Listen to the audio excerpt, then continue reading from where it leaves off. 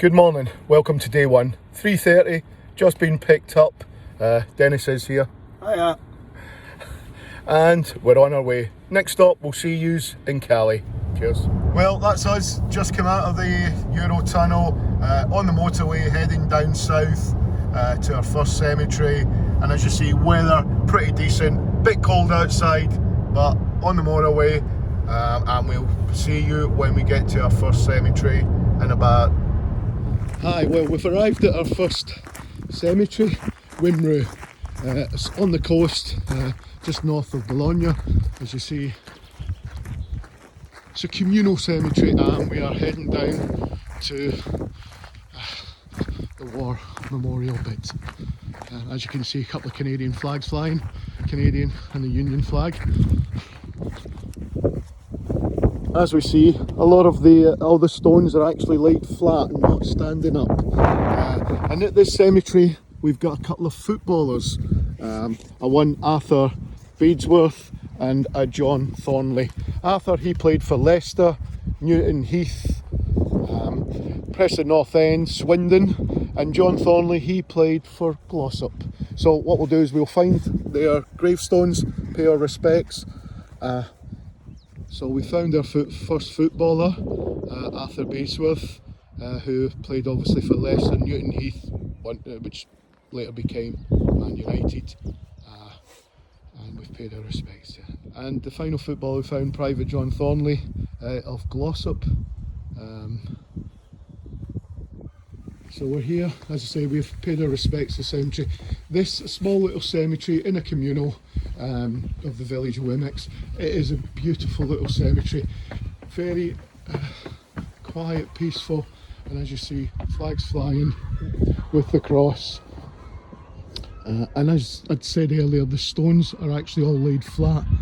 I'm going to say it's probably due to the wind, because it is quite windy here. It may well be that they've laid them all flat rather than having them standing upright. But we've paid our respects and we'll be moving on to our next destination. So just arrived at our second cemetery. Please ignore my pronunciation, I will try my best, but it is the Drenlinsham British Cemetery. Again, another little cemetery out of the way, but very, very, very beautiful.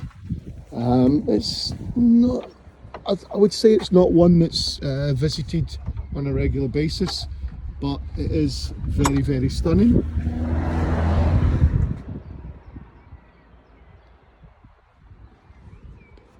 And what we're doing here, we have got the first of our Bellahouston boys is buried in this cemetery, and along with some friend from the Coatbridge War Memorial, where we've got to pay our respects to them as well. So we'll go in here, we'll find the Bellahouston boy, and then we'll say a few words. So we're in the cemetery at the moment. We are just looking for the soldiers that we are paying our respects to, but I just thought I'd take a little video of this, give you an idea of the cemetery and the vastness of it. Very, very beautiful cemetery, but a little bit out of the way, so if you do get a chance to come here, I would advise. It is beautiful. So, found our first which is here, and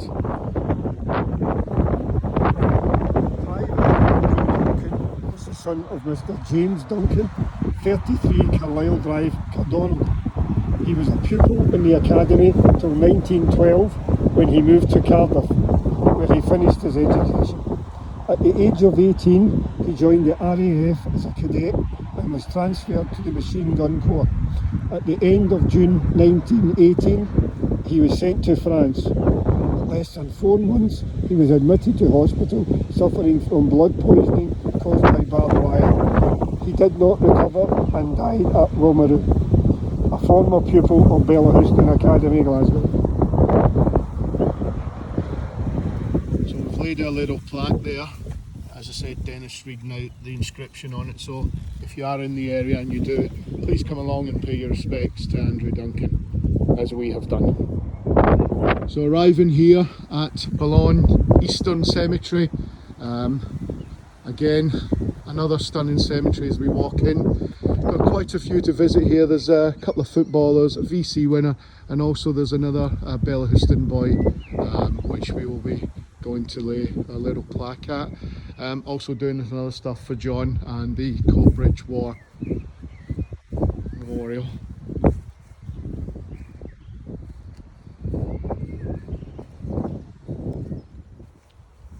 This is Captain Frederick Cambro, VC winner.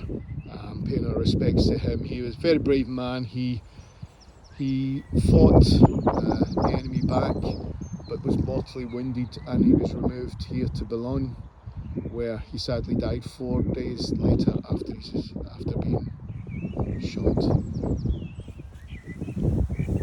This gentleman here, Albert Hartshorn of the South Staffordshire Regiment, very renowned footballer, played for Villa, Aston Villa, Port Vale, Northampton Town, Southampton, Stoke and Wolves, before sadly dying on the 10th of February 1915.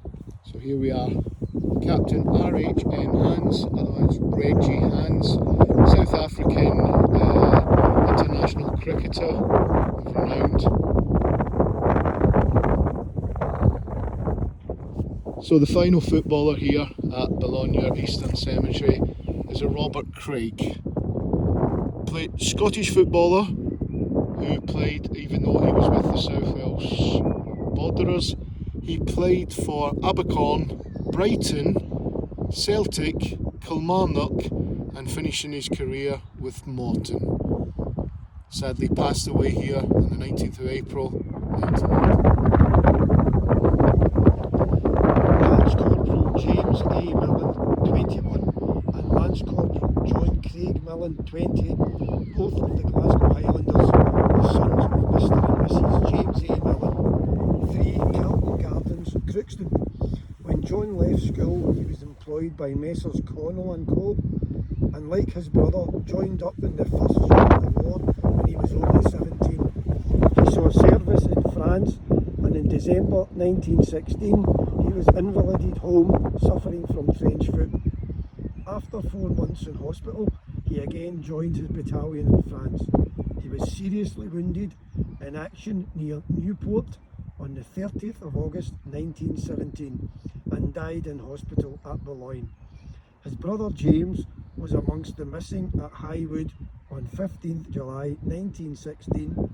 Later, he was officially reported killed in action on that day and is remembered on the Etaples Memorial.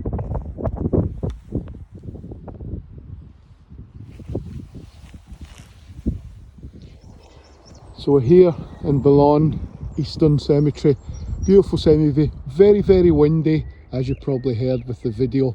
I'm standing in a little sheltered area, but I will say, as much as it's very pretty and sombre, a lot of the stones, whether it's the wind and the rain that blows through here, a lot of the names are starting to fade on the stones, and hopefully the Commonwealth Graves Commission will take that to hand and get these sorted, because we did struggle to find some names, but we eventually found everybody that we were here to see and pay our respects to, and we'll be moving on. Well, we've now reached Etaples Military Cemetery, and I do believe this one is a very, very large cemetery, probably the biggest one we've visited so far. And I will just, as we come in through the gate, so we come in through the gate, the pathway up to the cross. I think I'm going to be quite in awe of this one. We did pass, as we came through the entrance, there was you could see over the side to the hillside, and it just looked in awe, and yeah, I do believe. So bear with us on this one as we take you on a tour down Etaples Military Cemetery, and as you see as we come here, it is awesome and very, I will do you as we take the tour right round it. of columns at each end. And as we come from the top of it, the scale is, how can I say, it just gets you. I think the word I'll use, it gets you. The scale of the size of this cemetery. It's one of the larger ones on the sort of coast before you move into the Somme area. Here we're looking for, I think we've got about 5 footballers, a cricketer, and of course there is a Bellahouston boy. He's actually buried here, which we'll go and find shortly. Private Andrew Linton MacDonald, 22, was the son of Mr. and Mrs. MacDonald of 248 Paisley Road, Glasgow. He was a pupil of great ability and had every prospect of a successful career. On leaving school, he was employed by the National Insurance Commission in Edinburgh. On the 9th of September 1916, he joined the Argyll and Southern Highlanders, and after training was sent to France, where he transferred to the 6th Seaforth Highlanders. He was only 4 months with his battalion when, on the 31st of July 1917, he was wounded severely in the thigh. He was removed to the hospital at Etaples, where he died from his wounds. So we paid our respects here to Andrew MacDonald in this vast cemetery, and to give you an idea of how vast it is, as I bring up the camera and you see, and I bring it round, it is just row in row of headstones, as far as you can look and see. We are going to try and find the footballers here as well. I think there's a VC winner. Not far from the Bellahouston boy Andrew MacDonald, we've come across George Gibb, footballer who played all his career with 3rd Lanark. Just as the sun comes out here in France, we have found a Hugh Kerr, footballer, played for Ayr and also Manchester United, and was part of the London Scottish Regiment. Here we have another footballer, Sergeant Major Richard Wynne, who was a footballer before the war with Chester, Everton and then Middlesbrough. This gentleman, South African cricketer Reggie Schwartz, he won the Military Cross, and as you can see by his death, he actually died a week after the war ended, and on this day. So, another footballer we have here, Walter Eaton, who played for the Wednesday, which I believe went on to become Sheffield Wednesday. The only VC winner in this vast cemetery is Captain or Major Douglas Reynolds, who won the VC. He won it in 1914, where him and 3 others all won VCs for a daring rescue of some soldiers. He later died, as you see, in 1916. Not far from the VC winner Douglas Reynolds is this footballer, 2nd Lieutenant Harold Bamford, who played for Glossop and Southampton. So as we're leaving Etaples Cemetery, or military cemetery, I do believe most people, they do the Somme, they go to the big ones, Etaples, things like that, cemeteries round there. Same way Ypres as well, where you go to the Menin Gate, Tynecott. And I would say, coming here, you must, if you are doing a visit to the cemeteries, I would say this is a must. You must come here. It's the most stunning, heartwarming, heartfelt cemetery that you can actually come to. Just standing on the top of the hill as you hear with the wind blowing, it's just vast and so sad. So we've now arrived at Wavans British Cemetery. Rather small cemetery, very stunning, in the middle of farmland. All around us is all we got. It's in the middle of technically nowhere. We've got wind has dropped as well, so hopefully the as I get Dennis in the way there. How you doing, Dennis? Sorry, sorry. So here we are, we're coming up to this, and we're here. There's a VC, would you believe it? This is the cemetery, very small, and there's a VC winner in here, and quite a famous VC winner, but maybe you don't know about him. Speak to you as we get on and find his grave. So we found his grave. It's Major James McCudden. He very decorated, the most decorated flying ace of World War One is buried here, and he had a 57 enemy shoot downs of enemy planes. Amazing statistic if you think about it. That most people, when you talk about flying aces of World War One, the first thing you say is the Red Baron. But I believe, obviously, this gentleman here, James McCudden, is probably up there with him, with 57 confirmed shoot downs. Technically the most decorated airman in World War One. And to say that he's buried in a cemetery where there's only, I think it's 44 graves in the middle of nowhere. We're probably about an hour from Arras, about 40 miles from Arras and Albert, and as you see, in the middle of nowhere.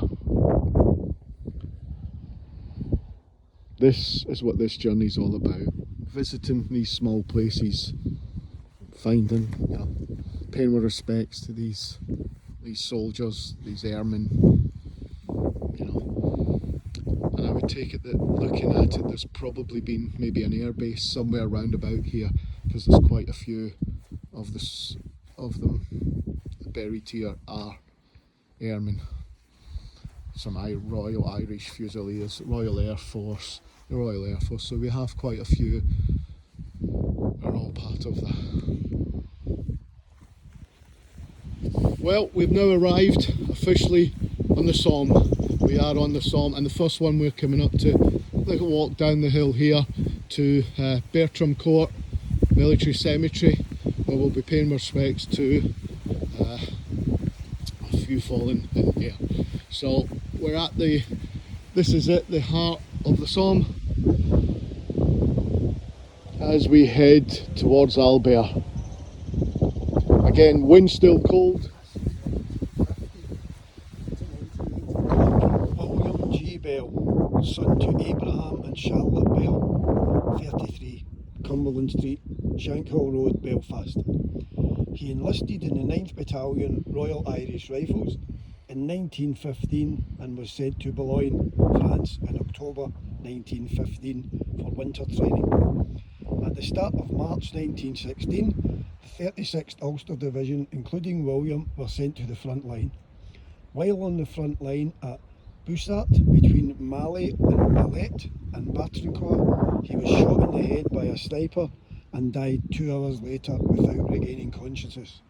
He was 22 years old.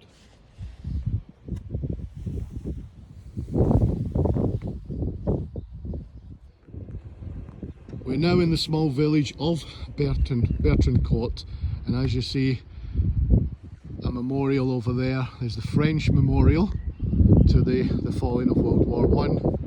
And as we bring it round, this is the Linfield Memorial to the footballers of Linfield FC who perished in World War One. Beautiful little memorial, and it's our first memorial of this trip, and as you can see, a lot of people have been here to pay their respects to those footballers of Linfield FC.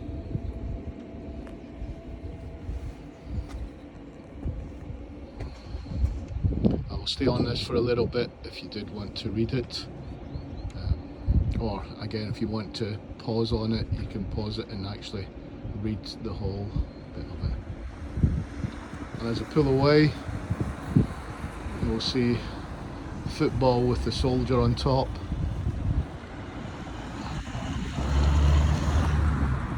And the two lions with Etaples. Very beautiful, well maintained memorial, and we'll be moving even further into the Somme area.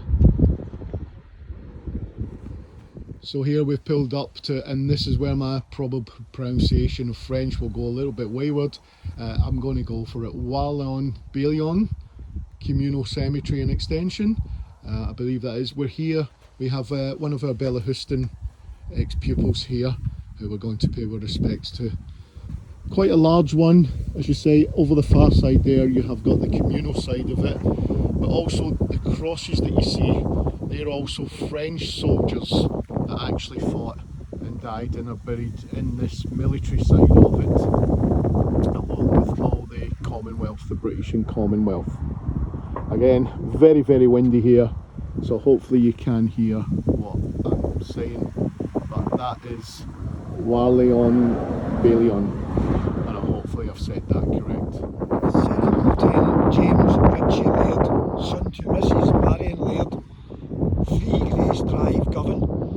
Being a part territorial, he enlisted in November 1914, a few months after the outbreak of war. He was commissioned on the 23rd of October 1915. During the Battle of the Somme, he was wounded at Highwood and later died. Before war, he was a part-time ship joiner, a former pupil of Bellahouston Academy.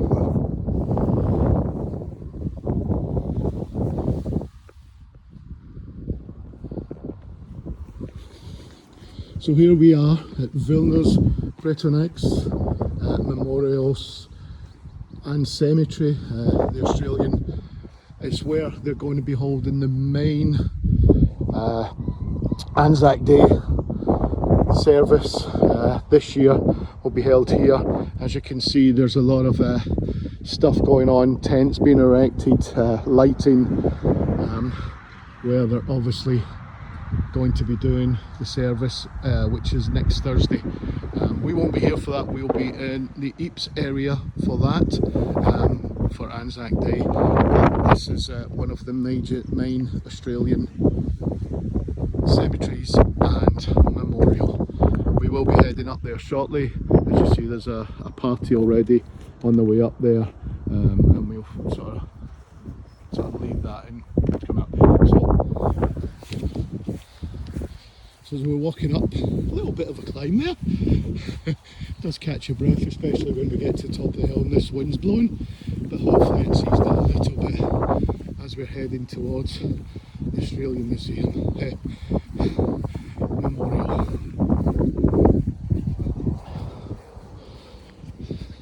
So as I said, it's a lot different from when you'll be visiting this, obviously because of Anzac Day. Tents, marquees erected everywhere.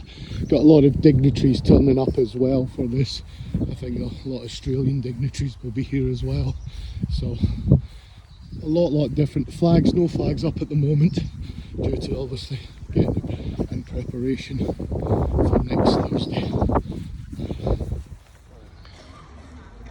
So we're here standing in the main bit of it, and that tower is very, very impressive. So it has taken away a little bit with all the seats, but the memorial wall there and all the lighting, but you've got to accept that obviously very important day, Anzac Day, but it has taken a little bit away from the sheer size of this memorial, due to the lighting rigs and the seating, but still very, very impressive. And that tower is just, to see it is quite. So we found the VC who is buried here. There is also one on the wall, but we can't really get to the wall due to the rigging and whatever else. So with this one, Jean Brilliant, he actually rushed the German lines twice, and him and his platoon squad captured over 150 prisoners. He done it 3 occasions, but was sadly shot, wounded, and died of his wounds, and hence why he was awarded the VC for his actions that day. Staying with the Australian theme, as we've moved away from Vilnius, we've come to the Adelaide Cemetery, just down the road from the main one. As we go in here, reason we've come here up the pathway is there's actually one of the Bellahouston boys is buried here. So we'll head up on in and we'll go look for him. Gunnar William McCrone Patterson was the youngest son of Mr and Mrs A.B. Patterson, 6 Edmondson Drive, Ibrox. He was serving his apprenticeship as a chartered accountant when, in April 1915, he joined the Queen's Own Royal Glasgow Yeomanry. After training at Rumgalley, Camp Cooper and in Essex, he was transferred to the Dragoon Guards and later to the RFA. Proceeding to France, he was posted to the 298th Brigade attached to the 2nd Australian Division. On the morning of August 8, 1918, he was killed in action at Villers-Bretton, aged 20, a former pupil of Bellahouston Academy, Glasgow.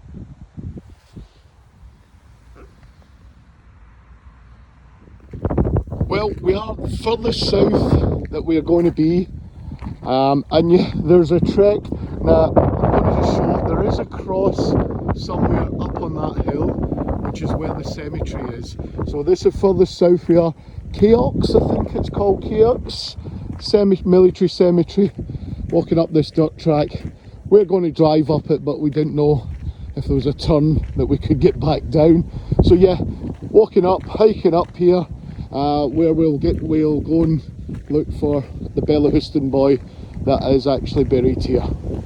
So I think we've made it almost to the top, where just getting up these stairs we will be hopefully at the cemetery.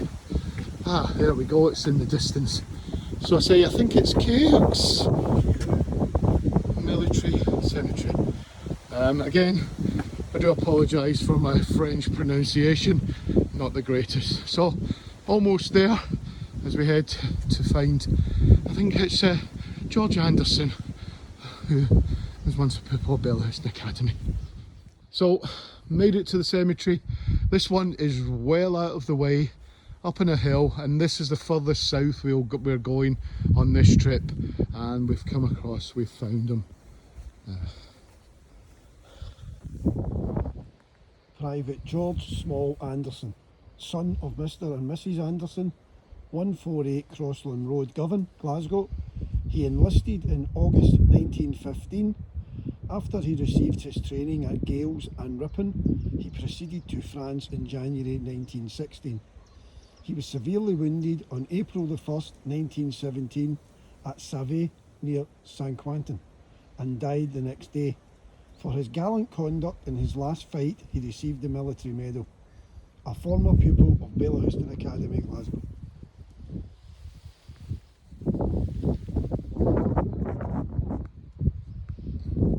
So here we are, this is Heath Cemetery.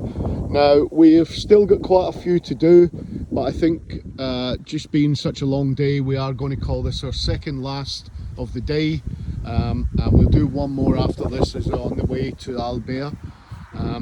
This one, we've got 2 VC winners here, both of them Australian, and both of them, it being Anzac Day in a few days time, we thought we'd come and pay our respects to the both New Zealanders who won VCs here at the Heath Cemetery. As I said, we'll do one more. We are getting a bit tired. There's a few that we've missed, but we will pick them up over the next day or two before we leave the Somme area.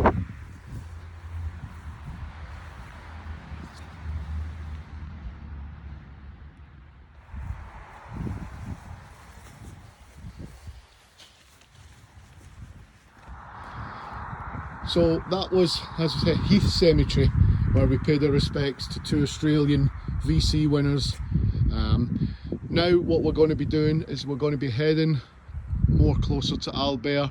We will pick up one more cemetery, maybe even 2, but I think 1, as we're getting very tired. It's been a long day and been on the go since 3:30, and it is now 5:30. So going to head now back to the car and we'll see you shortly. So we're now going to call this our final post of the day, our final video, final soldier we'll be respecting, due to be we're now been 14 hours on the road solid, and we're going to call it a day. So the final one today is Grovetown British Cemetery, where we've got a Bellahouston, former Bellahouston pupil here, and we've got a footballer as well, so we'll be looking for them. And then I say next stop will be Albert and the B&B, or the Airbnb, so yeah. Private William Hood Campbell, only son of Mr. and Mrs. John Campbell, 3 Harley Street, Ibrox, Glasgow. He enlisted in November 1914 and was wounded in 1915 and spent a long time in hospital at Newcastle. There his skills as a violinist made him a general favourite in all the hospitals, and doctors and nurses welcomed him as a valuable helper. Early in July 1916, he went off again to France as a rangefinder. He was wounded on the 26th of September by a sniper in front of Morville and was removed to Mayalt, where he died 2 days later. He was 22, a former pupil of Bellahouston Academy in Glasgow.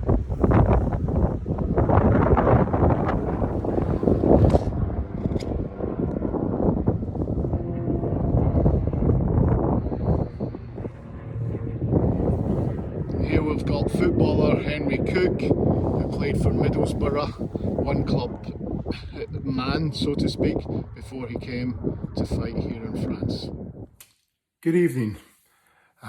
Well, as I say, day one completed, and what can we say? Absolutely knackered. Now, obviously we set a target, very high target of visiting 20 cemeteries in today, especially considering we left at 3:30 AM this morning. But we managed to get 16 done. So only missed 4 of the cemeteries, which hopefully over the next couple of days, we will pick it up and get them in, and obviously get that recorded as well. As I said, very long day. We eventually got to the flat this evening around about 7 o'clock. And that's from sort of 3:30 AM leaving Kent. So again, amazing trip. Just Etaples, visiting that and the vastness of it, to the small Wavens cemetery in the middle of nowhere where there's only 44 souls buried there. It's been quite an amazing first day, with another 7 to go, and it's been relatively hassle-free, no issues at all. I think the only disappointing thing was Vilnius Bertrand, where we went to, and obviously we're setting up for Anzac Day. Did take a lot of away from it with all the rigging, you know, all the guys setting up, shouting about rigging, cabling, wherever. It just took the whole bit away from it. But that's no negative. It's just for us, we felt we wanted to be there at the memorial, paying our respects, and you couldn't really do that through that. So I'm just about ready to head to bed. I think Dennis is already in bed. Absolutely sharp. I'm going to upload this video, so hopefully you enjoy it. If you've not already subscribe to it. Give us a thumbs up. Give us a comment if we're doing it. I say it was very windy today, so please bear with it. Try and listen to what we said. There was a lot of it that was cut out because of the strong winds and the cold weather. Bit of the same tomorrow, but hopefully the wind will ease off a little bit and it'll be a little bit warmer for us.